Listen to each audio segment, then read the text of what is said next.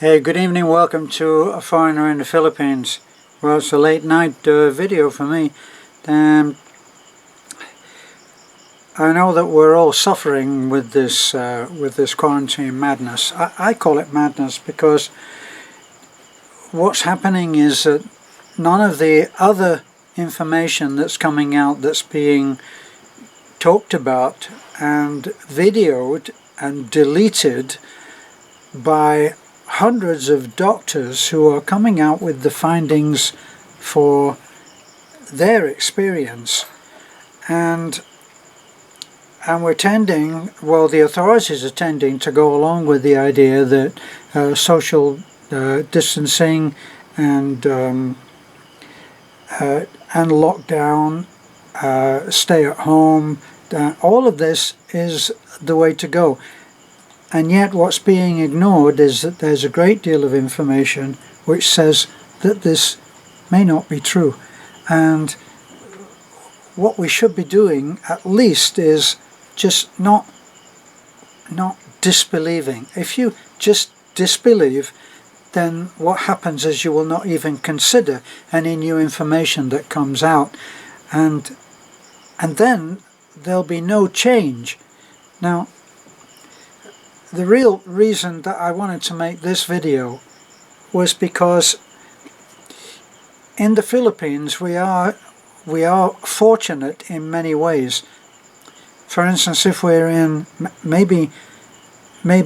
well, there's no doubt that it's a lot harder, it's a lot tougher if you're in an inner city, the likes of what they see in Manila.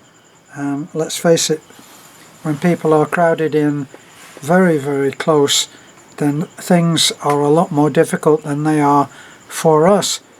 Now, we are rather fortunate. We can, to an extent, live off the land because we live on a small, I always call it a small scruffy farm. But we can plant, and in the Philippines things come up very quickly. We can survive. People are used to surviving. We're on Bohol. People are used to surviving here on very little. And Beth's family have not spent most of their life with a great deal of cash coming in. So this hardship for most people is not shared by us in many ways. The other thing is that out here in the province we are being supported to a certain extent. As a foreigner, of course, I'm not being supported in any way, not even from America. I believe, don't know how valid it is, but it certainly seems to be valid, because of the fact that we haven't received any help from the US or from the UK. The rule that I saw was that any US citizen who is married to an immigrant would not be eligible for that $1,000 or $1,200 check. So we were not surprised when we didn't get it, but we're doing okay. Now, there's someone who is being forgotten here, and it's we have a lot of OFWs who watch this. You are probably, many of whom are watching this right now are OFWs. Now, for me personally, I cannot praise OFWs enough. They make an incredible sacrifice for their family, and they support their families here by really giving up their own life in a way, because many of them have 2 jobs, and they have 2 jobs abroad.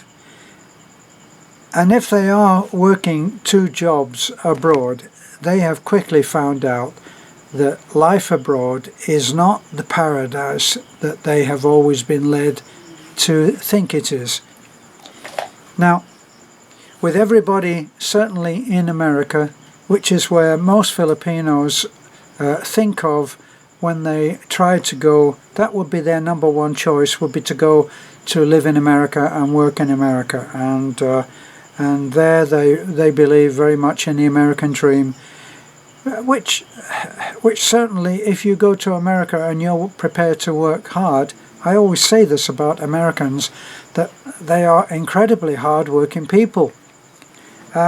Whatever toys they are seen to be enjoying, and we do tend to have this stereotypical look at Americans that they have everything. If they have everything, it's because they've worked damn hard for it, believe me. I know this from experience. Now, when OFWs go out to, say, America, they have to work as hard. Now, it's very difficult for them to get out there and work 1 or 2 jobs, work very hard, have very little social life other than finding a church which would have a great deal in the congregation of Filipinos, OFWs. A lot of OFWs work in McDonald's. They work in businesses which may not be able to support them with the lockdown, because the lockdown is locking down businesses, and if businesses are not earning any money, then they can't pay wages. This has a trickle-down effect, not the one that has been talked about in the past from America, where it is a trickle-down of money.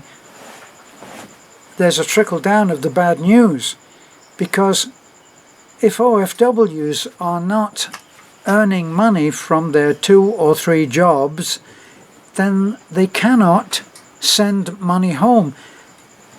Now, because of the Philippine government giving checks out, the folks back home are probably doing okay. Now, they're getting rice, they're getting groceries, they're getting food, and they're getting money. And we've seen a lot of disgraceful videos where people, always the wrong kind of people, are complaining that they're not getting enough, but they're getting taken care of to a very good extent. Where does that leave the OFW, who has made all of these sacrifices to go out to a foreign country, be it the Arab Emirates, be it wherever it is across the world? The OFW is responsible for millions of dollars which are sent back to the Philippines, and the Philippines depends on this money, and now it's not coming in. But that's talking about what's happening here. What's happening for the people, the OFWs abroad, who cannot, because of receiving no wages, cannot send the help that they normally do back to their families in the Philippines. Who's taking care of them? Well, they're having a pretty rough time, and I think that they're feeling very much that they're not being acknowledged. They're not being helped, as far as I know. If they are, and I'm overlooking this and going on wrong information, please do tell me. You could always message me and put me straight on this. But from the letters and messages that I've had, my take on it is that they're not being taken care of any more than as a US citizen, I'm not being taken care of by the US government. So this is it's a difficult situation, and it's one which should be brought to light, even if only in praise of the OFW as a person who has made incredible sacrifices.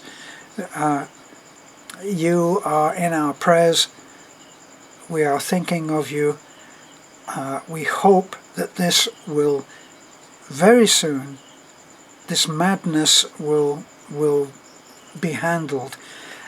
And I think it's my take on it, and only my opinion, but I have a feeling that it is being addressed for the most part in America. Now I did see video today that showed that people in Germany were out there and they were protesting this lockdown.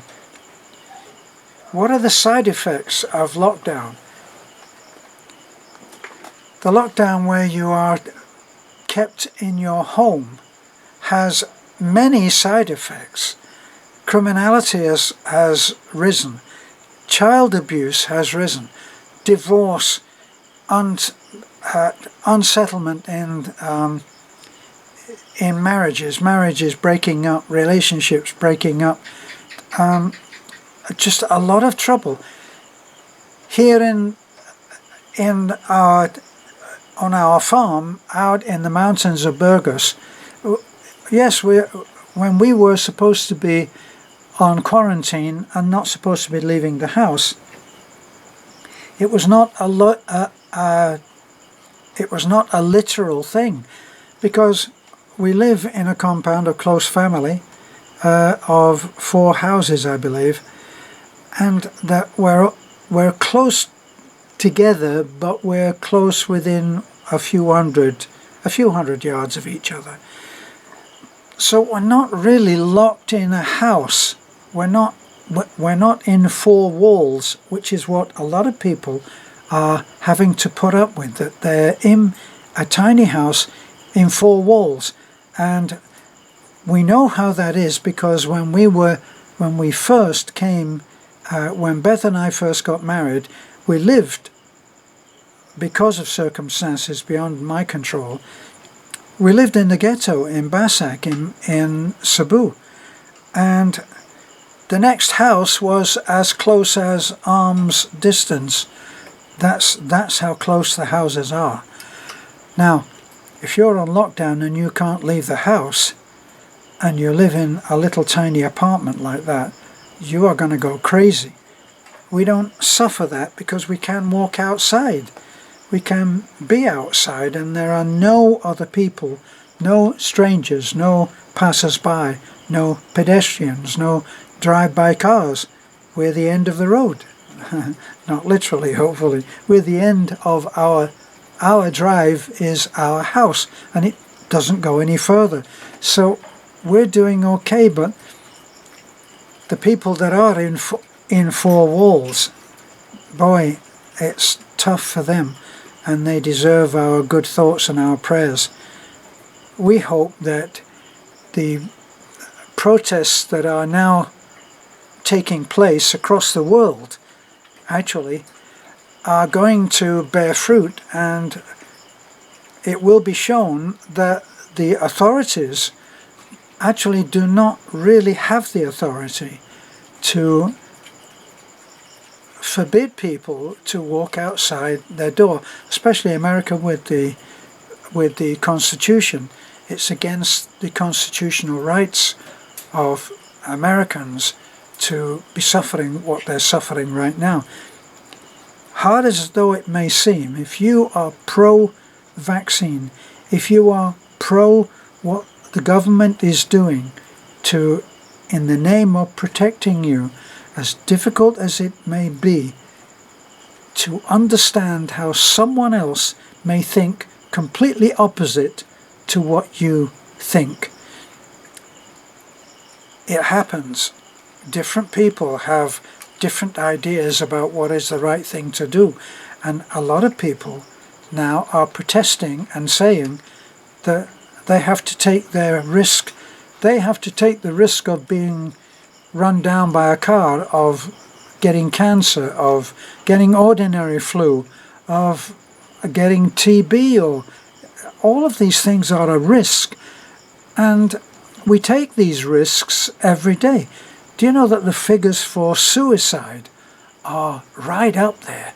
And even they are escalating now because of the way that people are stressed out, no money, a lot of them no food, and life is getting very, very tough for a lot of people, and it doesn't have to be.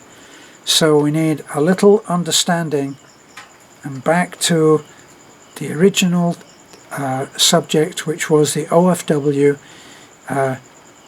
urge you to have faith.